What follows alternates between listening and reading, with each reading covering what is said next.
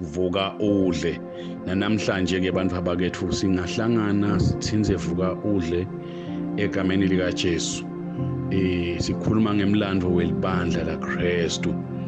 Ngifuna ukuveta namhlanje lokwakwendeka eRoma lekufanele ukuthi libandla laKristu likucaphele likugadze likubukisise ngoba ngifanele mina ukuthi ngikhulume ngezinto etatendeka eRoma bese umuntu ubuka iBhayibheli uyadijajela naye ukuthi eMaroma we right kusende kanjalo noma we wrong. Kule minyaka ke bantu abakethu libandla libuswa bobaba tabadinenge letimfundiso letangena tangena ebandleni tatikhula futhi tatishintsha futhi tibe tinhlobonhlobo.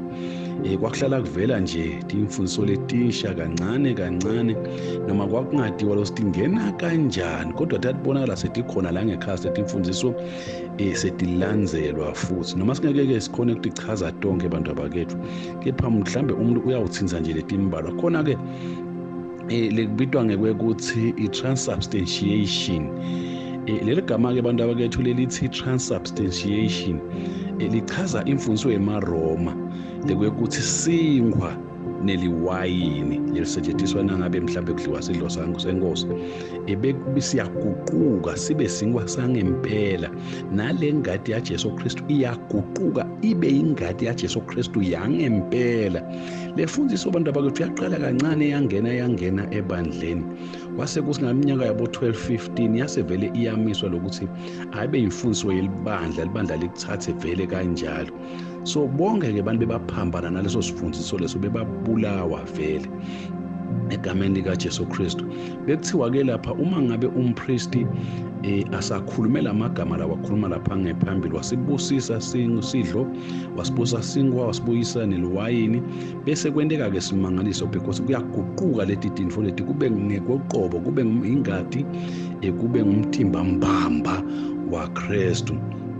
So kwakuphakamisa ke lesi singwa kube ngazuthi ke singumhlatshelo kangangoba abantu bekathi umfundisi nangabe enda lenkonzo yekubusisa singwa lapha ngephambili libandla laliguqa phansi likhothame because lesingwa kusasiso sasilo nje liwafer singwa mbamba egameni lika Jesu. Maneke lengingakwadi nalo ngiresearch engangatholi ekuthenini kwasuka kanjani ngilenza bayalo ukuthi umfundisi bese yena udla unatha yedwana leliwayini anikete labantu noma ke lelibandla lesingwa inadle but ke impendulo bebayiphendula labapriest bebathi lesingwa lesinikwa labantu bona badlele liwayini lesingwa sinayo lengadi egameni lika Jesu. So lenkolo ke lena ke abantu abakethu yesidlo yagcina idalena lwebakubita eRoma noma eKatolika ngekuthi limisa. Ngifuna ukuvetela ukuthi abantu abakethu sidlo saNkulunkulu noma sidlo senkosi asiso nje isikhumbuzo sekufa kwaJesu kuphela singumhlatshelo waKristu ucobo lwa egameni lika Jesu. So uma ngabe kwendiwa nje lesithebele noma ke lele bakubita uthi limiso basuke ke benda kusiJesu ke uyanikelwa kabusha sisuke sithi umhlatshelo waJesu kabusha uyanikelwa Kristu Jesu. So ke umpristi ke wayiguqula ke lesingwa aguqule naleliwayini abanike abantu ukuthi badle singwa bese yena yedwana unatha ke leliwayini ke bese wa ke labadla lesingwa ke abantu abake bathola insinziso nabe benda njalo egameni lika Jesu Kristu. Lo mhlatshelo ke lona ke wawulethela labantu sibusiso egameni lika kangakuba lesibusiso lesingichaza ngaso kwakukholelwa lokuthi siyefika nakulabo bantu lasebafile kangakuba nje umuntu uma ngabe egula bonakala ngasogula kufa ayelandwa umpriest abuye atowendela lona logula kakhulu so about to die amendelele limisa amphezidlo leyo nkholelo yayithi lokho kutodisa usatonke tonotalo umuntu asinoma ngaso uyafa manje afe ayi ezulwini. Futhi ke kwakunenkolelo ayithenini umuntu nangabe esefile unawo lamandla nanimendelele limisa akafa unawo lamandla sibese uyanikhulekela kuNkulunkulu ukuthi nibe netinhlanhla nibe netibusiso letichamuka ngaye loya muntu loyo. Uma nje asashonile noma ashona umRoma bebevele kuze kucela uhambe kocela umfundisi cela manje utowendela lo muntu lona wethu athole liphimisa egameni likaJesu. So uma ngabe umpristi aya noma ebandleni noma naphethe lesidlo saNkulunkulu asiphakamise, aphakamisele lewayini, aphakamisele lokuzana, kwawukhanza lokuthi labantu la endleleni lebheka le bebaguqa phasi bonke bakhothame, basikhulekele bakhothame labantu bahloniphe, kubonakale lokuthi uphethe umtimba waJesu, lokhu kwambamba kangoba lento yaseyi-idolizwa, seyakhiwa ngazuthi vele ubona Kristu vele la kulomtimba waKristu. Ake ngigcine ngenzaba leyaphinze yavela eRoma lesifundiso futhi naso lesiphinde sangena eRoma. Kwakuvuma tono kumpristi esithi inepenance noma ke sijeziso egameni likaJesu. Lo mkhuba lona wekuvuma tono abantu abakethu endlebeni yempriest nawo awadiwa losiwaqala kanjani, kodwa nje ngayo naleminyaka yabo 12-15 kwase kuyamiswa vele kwaphakanyiswa ukuthi kube ngumthetho welibandla. Kwathiwa ke wonke umuntu ufanele kumele noma kanjani ativume tono takhe kumpriest at least once a year, noma ke ngetulu ke nangabe kubita aphinze abuyele, but nje it was once a year.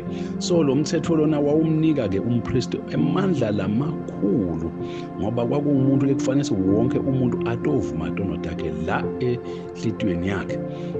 Umuntu ke wayevuma yonke imicabango yakhe, yonke imizindlo yakhe, yonke ifiso netento takhe abehamba awukwethula endlebeni yemfundisi. Le ndlela yenta ukuthi umfundisi akwadi konke lokusemcabangweni wemuntu, futhi bekude ke indlela yokuthi ungamyenga kanjani umfundisi, because wawesaba lokuthi utawuvalelwe ezulwini egameni likaJesu. Naye lo mpriest abe kubutisisa kuzatothola lonke iqiniso ngaphambi kokuba akunikete inzethelelo.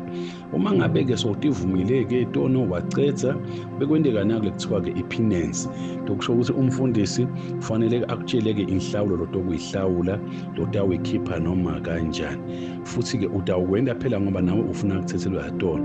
Uma sacedzile nje umpriest ukuthi sewuhlawula kanjani abese ke uyakuthethelela nasakwendelele ukuthi uhlawula uthini. Ngalesinye isikhathi kwawukhanza lokuthi lo mpriest ukubekela inhlawulo lelikhulu kakhulu vele impossible, but awuna choice, awuna chance, kufanele ukuthi uyende because ngeke uyibalekele. Ngilandzela kuthini? Kulandzela ukuthi kude lenye libandla longabalekala, kulibandla lalinye kuphela, lalingileli lemakatolika leli lemaroma, and nawuvalelwe kuleli bandla lemaroma kusho sowuvalelwe phela nasezulwini.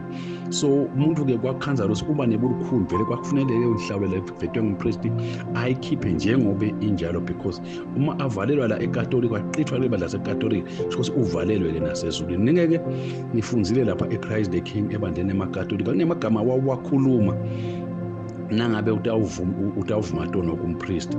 Ake ngibekise nje, wawufike wena uthi ngiyavuma kuNkulunkulu Somandla nakuMaria lobusekile intombi, yebo nakuMichael ingilosi lenkulu lokubusisekile, nakuJohane uMbhaphatisi lokubusisekile, nakubapostoli abangcwele boPeter naboPaul, nakulabangcwele nje bonke, nakuweke babe wethu babe wemphefumulo. Bese ngikhanzi ke utivuma ke tono, wawuthi ungasho lamagama lawa ke bese uyativuma ke tono takho kulo mpriest. Angikwadi kwacala kanjani nanyalo ngiyadosi kuyachubeka but kude singakwenda ngaphandle kokuthi sibuyele emuva eBhayibhelini sive ukuthi umbhalo uthini, sithi ingcwele setilungisele ukubhekana noNkulunkulu sihlobile egameni likaJesu.